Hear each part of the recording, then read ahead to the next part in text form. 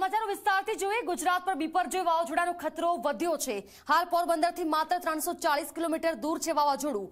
દ્વારકાથી વાવાઝોડું 380 કિલોમીટર દૂર છે, તો જખૌ બંદરથી હાલ વાવાઝોડું 460 કિલોમીટર દૂર છે। 15 મેના બપોર સુધીમાં વાવાઝોડું ટકરાય તેવી શક્યતાઓ છે।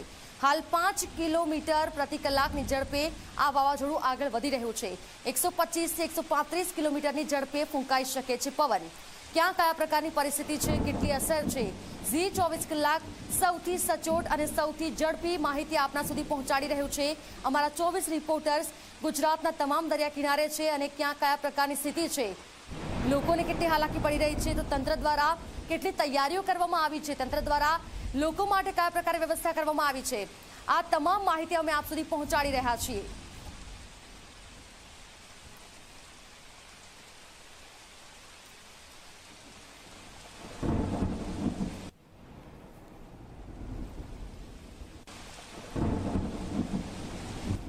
તો ક્યાં કયા પ્રકારની પરિસ્થિતિ છે હવે આપણે બતાવી રહ્યા છીએ। મારી સાથે સંવાદદાતા જોડાયા છે, મારા સહયોગી ન્યૂઝ રૂમથી જોડાયા છે ખ્યાતિ, સાથે કચ્છના માંડવીથી જોડાયા છે મૌલિક, સાથે અર્પણ જોડાયા છે પોરબંદરથી, ચેતન જોડાયા છે સુરતથી અને અતુલ જોડાયા છે સોમનાથથી। સૌથી પહેલા ખ્યાતિ આપની પાસે આવીશ। ખ્યાતિ, અત્યારે વાવાઝોડું ક્યાં પહોંચ્યું છે, કયા પ્રકારની પરિસ્થિતિ છે, ક્યાં કેટલી અસર કરી શકે?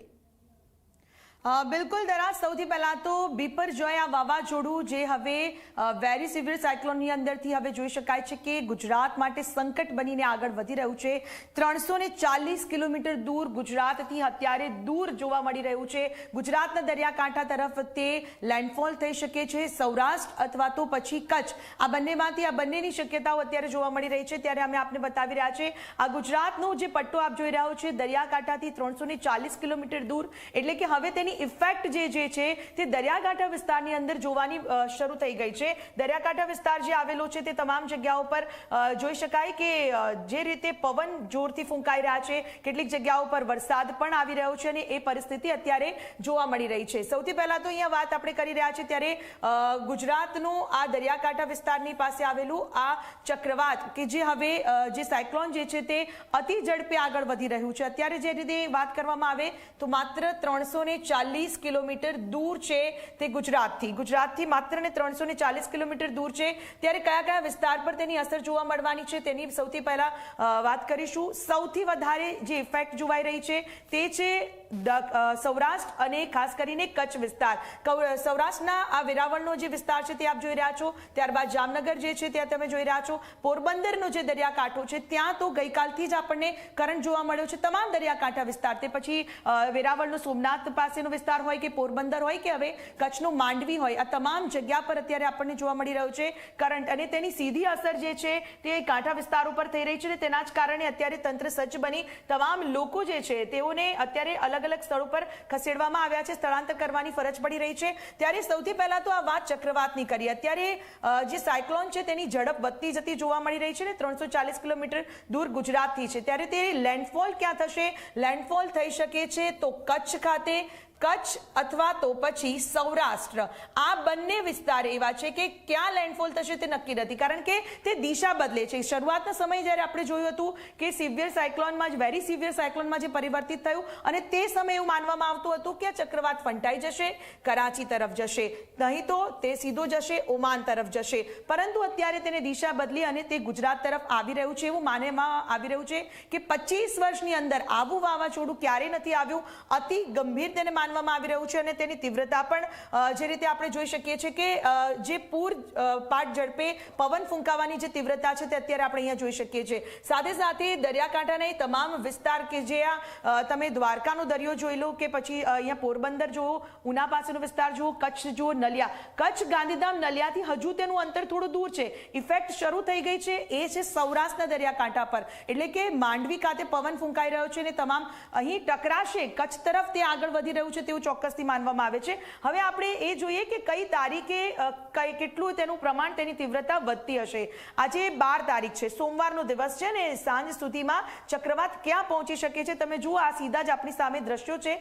13 તારીખના રોજ 3 વાગ્યાની આસપાસ તે દ્વારકા એટલે નલિયા તરફ આગળ વધતું જતું જોવા મળે છે, કચ્છ ગાંધીધામ તરફ આગળ વધતું જતું જોવા મળી રહ્યું છે અને તે ટકરાશે. એ તારીખ જે છે 15 તારીખને બપોરે 3 વાગ્યાનો સમય. ત્યારે બપોરના 3 વાગ્યાના સમય પર આપણે આવીએ અને જો વાત કરીએ કે ત્યારે શું પરિસ્થિતિ હશે 15 તારીખે. 15 તારીખે બપોરે 3 વાગે તમે જુઓ કે સીધું જ અહીંયા અસર જોવા મળી રહી છે. એ દરિયાકાંઠા પર તે ટકરાઈ રહ્યું છે. અહીં એક માનવામાં આવી રહ્યું છે, હવામાન નિષ્ણાંતોનું એ પણ કહેવું છે, જો દિશા બદલે છે તેની ગતિ જે છે તે ઓછી થઈ શકે છે અને આ ગતિ જેટલી ઓછી થશે ત્યારે કદાચ તે દરિયાની અંદર વિલીન પણ થઈ શકે છે. અત્યાર સુધીમાં જે ભૂતકાળમાં આવેલા જે વાવાઝોડાઓ છે તેની અંદર 2 વાવાઝોડા એવા હતા કે જે ગુજરાતના દરિયાકાંઠે ટકરાયા છે, પરંતુ હવે માનવામાં આવી રહ્યું છે કે આ વખતનું આ બિપરજોય વાવાઝોડું કે જે અતિ તીવ્ર ગતિ સાથે જ્યારે આગળ વધી રહ્યું છે, 340 કિલોમીટર અત્યારે માત્ર ગુજરાતથી દૂર છે, ત્યારે આ એ પટ્ટો છે કે જ્યાં અહીંયા જે લેન્ડફોલ થઈ શકે છે. લેન્ડફોલ થશે તે વિસ્તાર છે કચ્છ અને સૌરાષ્ટ્ર. અહીં દ્વારકાનો દરિયો તમે જોઈ રહ્યા છો ત્યારે તો ગૃહમંત્રી પણ ત્યાં પહોંચી ગયા છે. ગઈકાલે રાત્રે 1:30 વાગે પણ તેમણે બેઠક કરી હતી અને સ્પષ્ટ રીતે કહ્યું છે કે દ્વારકા હાલમાં પ્રવાસ માટે કોઈ આવવું નહીં. દ્વારકાના દરિયામાં કરંટ જોવા મળ્યો છે. નલિયા માંડવી વિસ્તારમાં આ 15 તારીખની આપણે વાત કરી રહ્યા છે. ફરીથી પાછા આવીએ અને 12 તારીખ પર આવી જઈએ. આજનો દિવસ અત્યારે આપણે 340 કિલોમીટર દૂર છે. વાવાઝોડાની અસર 2 દિવસની અંદર એટલે કે આજ સાંજથી જ જોવા મળશે. કેટલાક વિસ્તારની અંદર તો પલટો પણ આવી ગયો છે અને આપણા તમામ જે રિપોર્ટર્સ છે અલગ અલગ જગ્યા પરથી આપણને ગ્રાઉન્ડ ઝીરો રિપોર્ટ આપી રહ્યા છે, ત્યારે સીધા તેમની પાસે પણ જઈશું. દરા બિલકુલ ઠીક, ખ્યાતિ જોડાયેલા રહેશો. અતુલ, આપની પાસે આવીશ. જે રીતે 340 કિલોમીટર દૂર છે આ ચક્રવાત ગુજરાતના દરિયાકાંઠેથી, આપ સોમનાથ છો, સોમનાથના દરિયામાં કેટલો કરંટ જોવા મળી રહ્યો છે, કેટલી અસર વર્તાય છે અત્યારે? બિલકુલ ધરા, વાત કરવામાં આવે તો કાલની સાપેક્ષે આજની જો હું વાત કરું તો મારા સહયોગી અમિતને કહીશ, મારી પાછળની તરફના જે દ્રશ્યો છે તે આપને બતાવશે.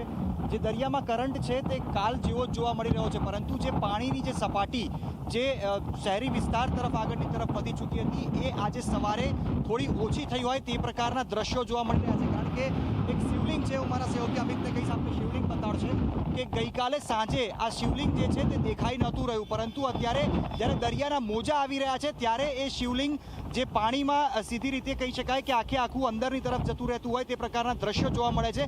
પરંતુ જ્યારે પાણી પાછું દરિયાની તરફ જતું હોય મોજા એકવાર આવ્યા બાદ, ત્યારબાદ ફરીથી શિવલિંગ દેખાતું હોય તે પ્રકારની સ્થિતિ જોવા મળી રહી છે. સીધી રીતે પોરબંદરથી અત્યારે સૌથી નજીક આ સાયક્લોન આવી પહોંચ્યું છે. લગભગ હવે 340 કિલોમીટરની દૂરી ઉપર છે, ત્યારે પોરબંદરથી બિલકુલ નીચેની તરફ વેરાવળ અને સોમનાથનો આ દરિયાઈ પટ્ટો આવેલો છે. એટલે લગભગ 375 થી 380 કિલોમીટરના અંતરે આ સાયક્લોન અત્યારે સોમનાથથી હશે તે પ્રકારે કહી શકાય. અને જે પ્રકારની સ્થિતિ સવારે જોવા મળી રહી છે, પવન ગઈકાલની તુલનામાં અત્યારે વધારે અનુભવાઈ રહ્યો છે. પવનની ગતિ જે છે તે અત્યારે વધી છે, પરંતુ જે રીતે હવે કહેવામાં આવી રહ્યું છે કે માંડવીથી કરાચી સુધીનો જે વચ્ચેનો જે પટ્ટો છે ત્યાં સીધી રીતે આ સાયક્લોન જઈને ટકરાઈ શકે છે. એટલે સૌથી વધારે જે અસરો સાયક્લોનની જોવા મળશે તે માંડવી તરફ જોવા મળશે. પરંતુ સોમનાથની વાત કરવામાં આવે તો સામાન્ય છાંટા સમયાંતરે પડી રહ્યા છે, પરંતુ જે પ્રકારે ભૂતકાળમાં આપણે જોયું છે કે વરસાદી માહોલ થઈ જતો હોય છે, સતત ભારે વરસાદ પડતો હોય છે, તે પ્રકારની સ્થિતિ હજી સોમનાથ પંથકમાં જોવા નથી મળી રહી.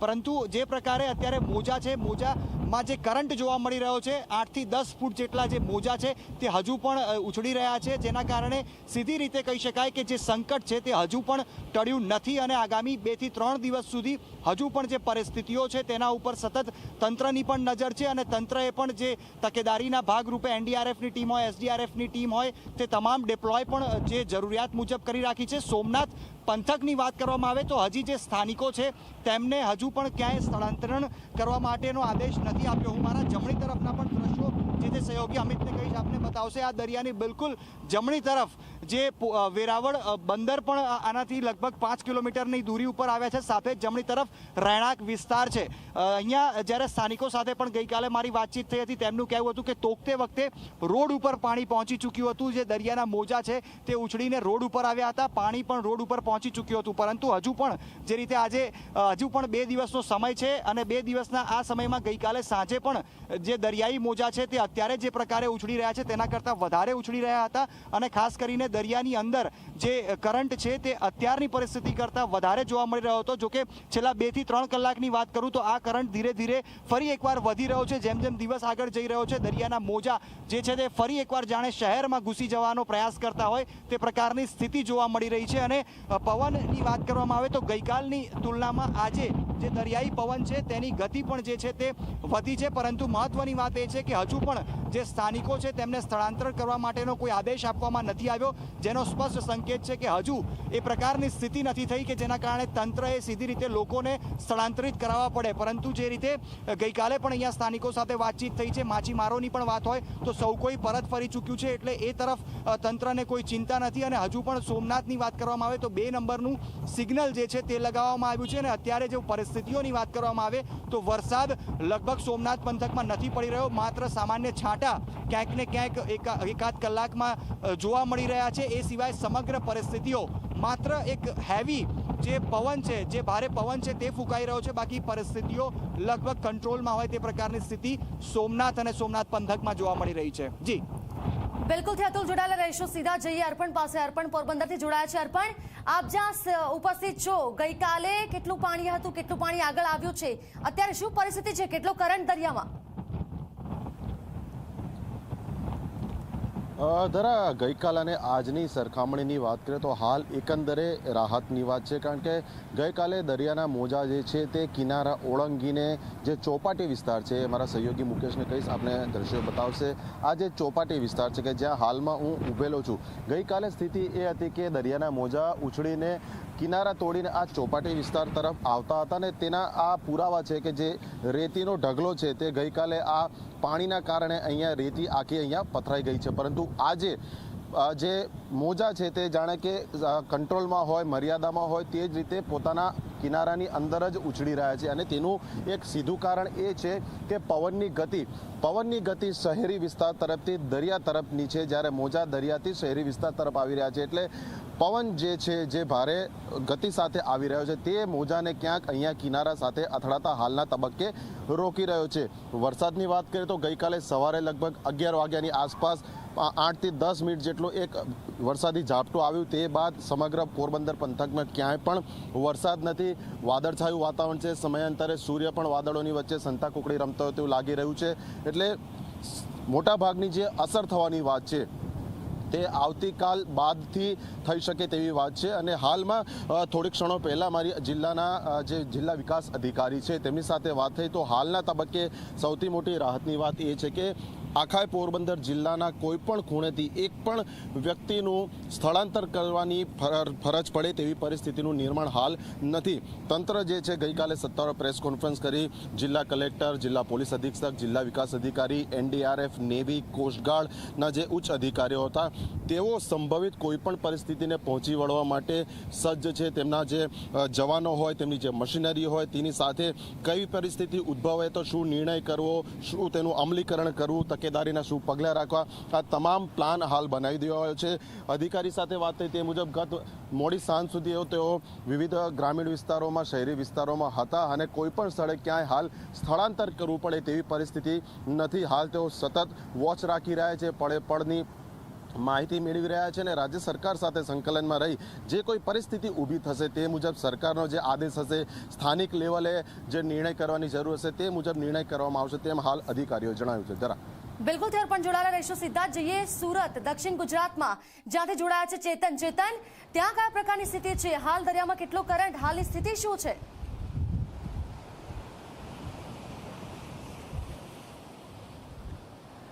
જી તરફ બિલકુલથી જે રીતે સંભવિત બિપરજોય વાવાઝોડું ગુજરાત તરફ આવી રહ્યું છે, ત્યારબાદ ધીરે ધીરે ગુજરાત તરફ સંકટ વધી રહ્યું છે. ખાસ કરીને જે વાવાઝોડું છે તેની સીધી અસર દક્ષિણ ગુજરાતના દરિયાઈ પટ વિસ્તારમાં જોવા મળી રહી છે. હું કેમેરામેનને કહીશ કે જે દરિયાઈ પટ વિસ્તાર છે તે આપને બતાવવાનો પ્રયાસ કરે.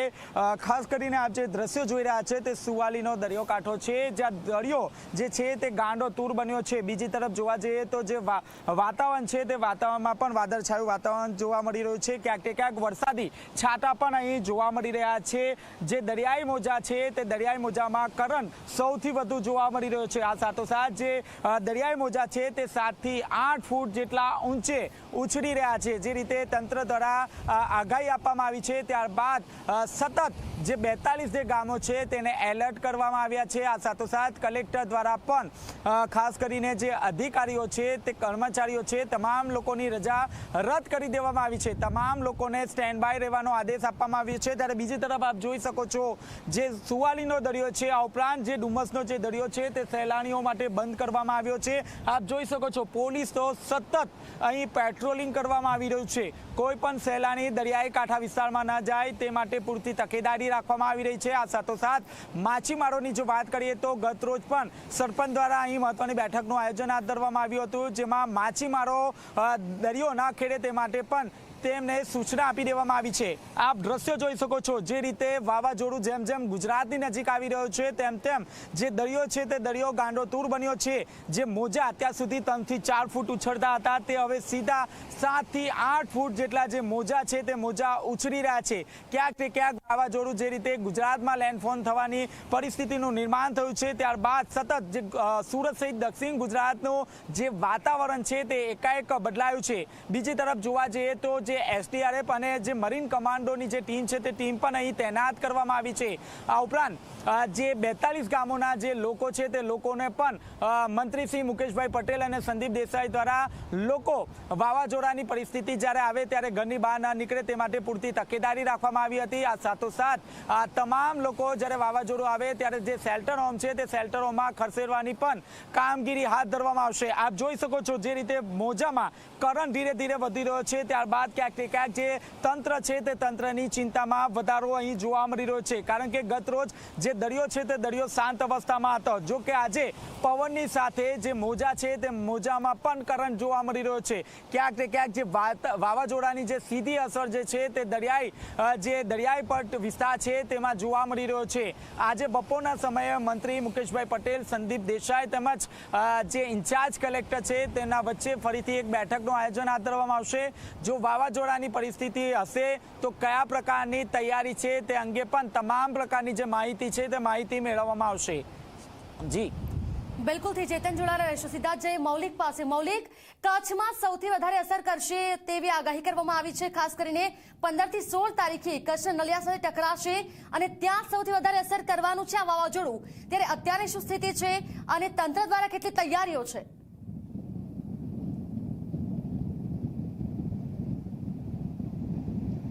દરા બિલકુલ જે રીતે બિપોર વાવાઝોડું જે છે તે બિપોરજોય વાવાઝોડાને પગલે તંત્ર તો એલર્ટ છે જ, પરંતુ ક્યાંક ને ક્યાંક હવામાન વિભાગ દ્વારા જે રીતે આગાહી કરવામાં આવી કે 360 કિલોમીટર લગભગ દૂર જે છે તે ગુજરાતના દરિયાઈ કિનારેથી હવે 360 કિલોમીટર જ્યારે દૂર છે ત્યારે તેની સીધી અસર જે છે તે દરિયાઈ વિસ્તાર જે છે તે દરિયાઈ વિસ્તારમાં પણ અત્યારે હાલ જોવા મળી રહ્યું છે। મહત્વનું છે કે મોજાની વાત કરીએ તો મોજા જે રીતે અત્યારે હાલ પણ ઉછળી રહ્યા છે, જે સામાન્ય રીતે માંડવી બીચ ઉપર જે પરિસ્થિતિ નિર્માણ પામતી હોય છે તે પરિસ્થિતિ કરતાં ખૂબ જ વધારે અત્યારે હાલ માહોલ જે છે તે દેખાઈ રહ્યો છે અને તેની સીધી અસર જે છે તે અહીંના શહેરીજનો ઉપર થતી હોય છે। એટલે ખાસ કરી આસપાસના દરિયાકાંઠે વિસ્તારમાં રહેતા લોકો જે છે તેને સ્થળાંતર કરવા માટે પહેલાં જ આગેવાન જે છે તેમના દ્વારા માહિતી આપવામાં આવી હતી। અત્યારે હાલ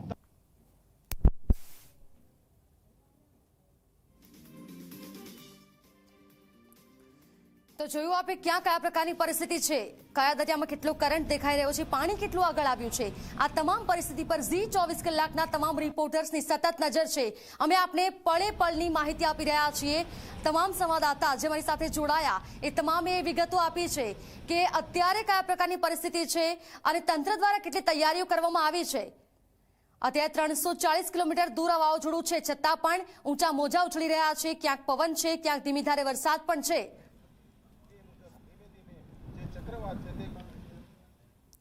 તો આ વાવાઝોડું બિપરજોય ચક્રવાત, જેના વિશે તમામ મોટી વાતો સાથે મારા સહયોગી ખ્યાતિ જોડાયા છે ન્યૂઝરૂમથી। ખ્યાતિ, જે રીતે આ પ્રકારે વાવાઝોડું જે ધીમી ગતિએ આગળ વધી રહ્યું છે, 15 થી 16 તારીખે ગુજરાત સાથે ટકરાશે, ત્યારે અત્યારે જે પરિસ્થિતિ છે શું છે, વધારે વિગતો આ મુદ્દે? ઓવર ટુ યુ ખ્યાતિ। બિલકુલ દરા, જે રીતે આપણે વાત કરી, આપણા તમામ જે અત્યારે રિપોર્ટર્સ છે ગ્રાઉન્ડ ઝીરો પર પહોંચી ગયા છે, અલગ અલગ દરિયાકાંઠાથી જે માહિતી મેળવી છે. હવે આપને બતાવીએ કે આ બિપરજોય વાવાઝોડું દરિયામાં જે કરંટ જોવા મળી રહ્યો છે, દરિયાની અંદર ઊંચા મોજા ઉછળી રહ્યા છે, તંત્ર સજ્જ બન્યું છે, ત્યારે હાલની પરિસ્થિતિ શું છે? ત્યારે 10 મોટી વાતો લઈને ઝી 24 કલાક આવ્યું છે. વાવાઝોડાને લઈને મોટી જો વાતો કરવાય તો બિપરજોય ગુજરાતથી 340 કિલોમીટર હાલમાં દૂર છે. 15 જૂને વાવાઝોડું ટકરાવવાની સંભાવના વ્યક્ત કરવામાં આવી રહી છે. બિપરજોયને લઈને મોટી 10 વાતો. ભાજપના જનસંપર્ક અભિયાન અંતર્ગત તમામ કાર્યક્રમો હાલમાં રદ કરી દેવામાં આવ્યા છે. તારીખ 12 એટલે કે આજથી લઈ 15 જૂન સુધી જાહેર સભાઓ પણ રદ કરી દેવામાં આવી છે. કચ્છ સૌરાષ્ટ્રના બંદરો પર 4 નંબરનું સિગ્નલ લગાવવામાં આવ્યું છે. આ સાથે ગુજરાતના દરિયામાં જે જોવા મળી રહ્યો છે કરંટ, તેને જોતા લોકોને દરિયા કિનારે ન જવા માટે અપીલ કરવામાં આવી છે. કચ્છ સુવાલીના દરિયામાં ઉછળી રહ્યા છે 6 થી 7 ફૂટના ઊંચા મોજા. આ તરફ વાત કરીએ તો પ્રભાવિત થઈ શકે તેવા જિલ્લાઓની અંદર મંત્રીઓને ખાસ જવાબદારી સોંપવામાં આવી છે. બિપરજોય વાવાઝોડાની કેન્દ્ર સરકાર સમીક્ષા કરશે. આ એક સૌથી મોટી ખબર છે. મુંબઈના દરિયા કિનારે હાઈ ટાઈડની પણ અસર જોવા મળશે. તો બિપરજોય ગુજરાતથી 340 કિલોમીટર દૂર છે. આ મોટી વાતો જે બિપરજોય વાવાઝોડાને લઈને 15 જૂને વાવાઝોડું ટકરાવવાની સંભાવના છે. કયા વિસ્તાર કયા દરિયાકાંઠે ટકરાય છે તે જોવાનું રહેશે. કચ્છ સુવાલીના દરિયામાં અત્યારે 6 થી 7 ફૂટ જેટલા ઊંચા મોજા ઉછળી રહ્યા છે. ત્યારે બિપરજોય વાવાઝોડાને લઈને તમામ અપડેટ ઝી 24 કલાક આપના સુધી પહોંચાડી રહ્યું છે. ત્યારે આ મોટી 10 વાતો મેં આપને જણાવી છે. એક તરફ ગુજરાતની અંદર તો વાવાઝોડું આવી રહ્યું છે, તેને લઈને સંકટ છે, પણ સાથે સાથે મુંબઈમાં હાઈ ટાઈડ માટે એલર્ટ આપી દેવામાં આવ્યું છે. ઓવર ટુ યુ ધરા. બિલકુલ ખ્યાતિ, અત્યારે બિપરજોય વાવાઝોડું જે 340 કિલોમીટર દૂર છે છતાં પણ ગુજરાતમાં અસર દેખાવાની શરૂ થઈ ચૂકી છે. 2 થી 3 દિવસથી હાઈ ટાઈડ જોવા મળ્યા છે, પવન જોવા મળ્યો છે. દરિયામાં અતિ કરંટ સાથે તમામ જે દરિયા કિનારે વસતા લોકો છે તેના સ્થળાંતરિત પણ કરવામાં આવ્યા છે. તંત્ર દ્વારા તમામ સાવચેતી રાખવામાં આવી રહી છે. વાવાઝોડાની પળે પળની અપડેટ અમે આપને સૌથી સચોટ અને સૌથી ઝડપી આપતા રહીશું. હાલ રોકાઈએ એક બ્રેક માટે.